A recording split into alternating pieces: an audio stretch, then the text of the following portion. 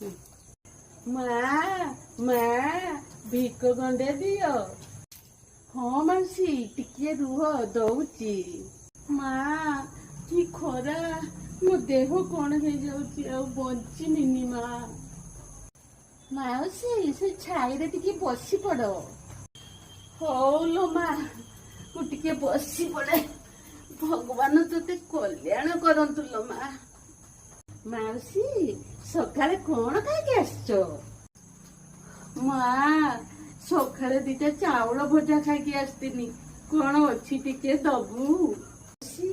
ମୁଁ ତମକୁ ଗୋଟେ କଥା ପଚାରିବି, ଯେ ତମେ ତ କାହିଁ ସବୁଦିନ ଭିକ ମାଗିବାକୁ ଆସୁନ, ମାସେ 2 ମାସରେ ଥରେ ଆସୁଛ।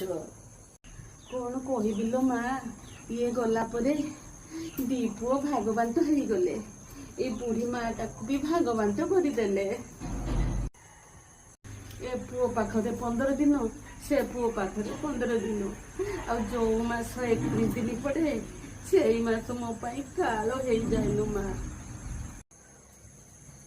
ସେଇ ଗୋଟେ ଦିନ ମୁଁ ଟିକେ ଭିକ ମାଗିକି ଖାଏ। ହଉ ମାଉସୀ ତମେ ଏଇଠି ଥାଅ, ମୁଁ ତମ ପାଇଁ ଖାଇବା ନେଇକି ଆସୁଛି।